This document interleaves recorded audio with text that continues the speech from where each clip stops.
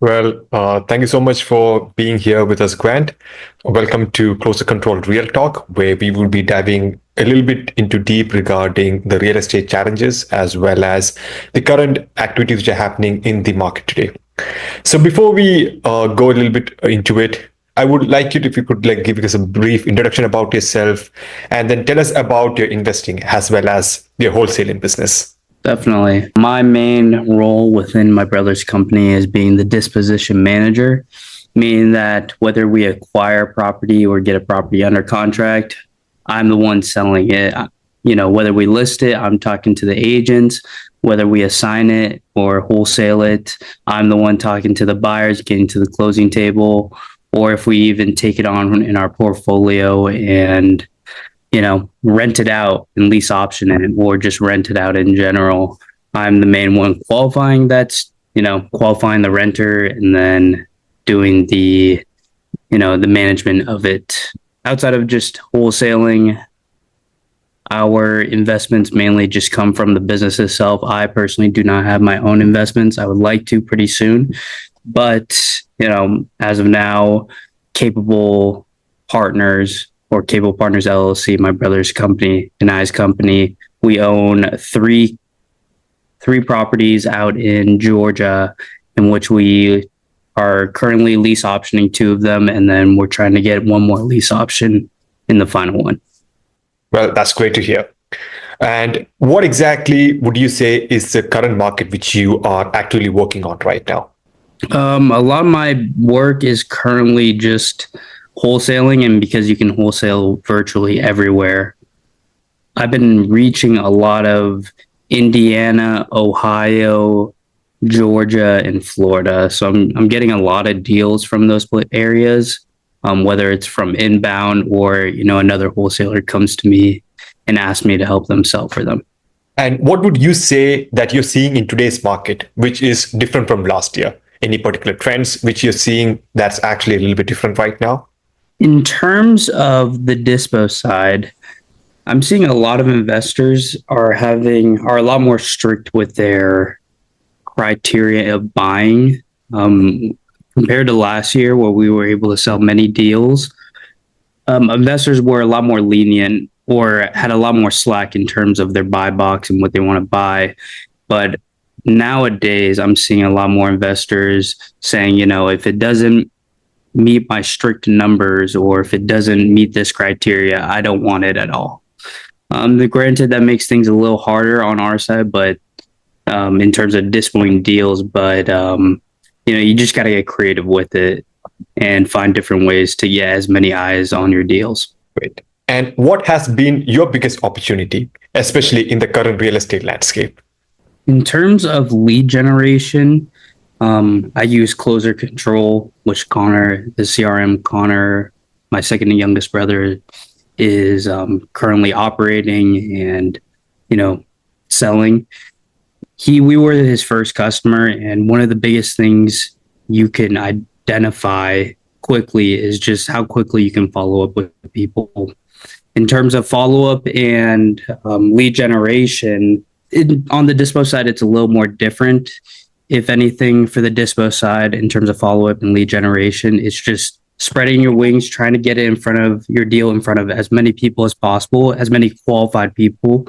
You don't want to put it in front of like someone that's buying in California when your deal's in Georgia, but getting as many eyes on your deal. And then when the calls come in, when the texts come in, you just got to stay on top of it right away. One big thing about the dispo side is, speed kills all, or time kills all deals. Mm-hmm. So the faster you can jump on leads or, follow-ups, you're going to sell deals faster and make more money. I have a couple of questions regarding like workflow and systems. Like what exactly, or you can say, how do you currently handle lead generation and follow-ups currently right now? Exactly. Like for the dispo side, we are heavily focused on using automations within Closer Control, meaning that we create an automation to send text and follow-up text to different buyers, in which when they text us back, that's when Closer Control texts me, notifies me, hey, this person is interested or this person is not interested. And that's one of the cool things about closer control is that it can identify the tone of which the person is sending the text. So I can automatically identify, okay, this person said something good. I probably should call them. And then if they say something bad, they're automatically put in a list where I know those are all the people that do not want to or that are not interested in my deal. Okay. And can you share a recent deal or a success story which you are extremely proud of? I wouldn't say there's a specific deal, but my favorite deals are the ones that I can move very, very quickly. Meaning that I just use closer control to blast out the deal. I immediately identify my hot buyers. I get my hot buyers in the house and then I sell it, which means a turnaround of getting the contract or getting the deal and then selling it the same exact week. Those are my favorite deals. And one of the coolest deals that recently happened was that I blasted it out. It was a killer deal. We got this deal from a seller who was selling two houses. We told them we'd take on one of the houses, and then she showed us this other house. And this other house was an absolute wholesale killer deal. And in a matter of a week, using our automations, using our text blast, using our follow-ups, we were able to make a $60,000 profit deal.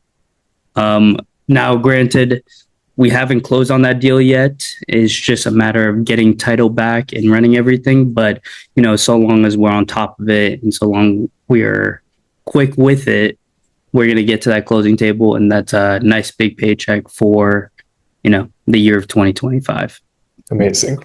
And what would you say is one of the biggest lessons you have learned in the past 1 year as someone who is in the real estate market? Yeah, the biggest lesson I learned is to develop systems, whether they're, using other platforms, using online platforms, using online tools, or using your coworkers, the people under you, virtual assistants, to develop a system and a foundation before you get to a point where you're getting so much deals that you can't do it at all. That's one big mistake I made. I was very good at doing things myself, and I struggled to allow my team to help me do the admin work. One example is, when we get a deal in the pipeline, there are many steps on the admin side, on the back side, to set up the deal blast. Rather than me doing it, I should have taught my team to do it for me. So the biggest lesson definitely is to not only know how to run your business, but also how to build your business. And finally, to the end of our interview, just one last question. To someone who's just starting out in the real estate market, what would be the one piece of advice you would give them? Definitely the biggest advice is don't allow yourself to get into or have paralysis through overanalysis. Back when I was like in MBA school, there was always an answer. Dion and I went to the same MBA school. There was always an answer at the end of the day. And taking that into an entrepreneurial role, trying to find the answer, do the research, completely paralyzed me. So rather than overanalyze, just find a credible resource and do it yourself. And even though the resource doesn't give full guidance, just doing the action yourself, learning the tools, learning what needs to happen through firsthand of doing it is the biggest lesson. So, for example, making calls, you're automatically not going to be really good at talking over the phone right off the bat. You're going to make stupid calls. You're going to have people call you names, or you have people calling you stupid. Why are you calling me this late? Blah, blah, blah, blah, blah. Because you're doing it and you're getting used to it, you're going to eventually get better at talking over the phone. So if anything, it's just getting your feet wet and just jumping straight in.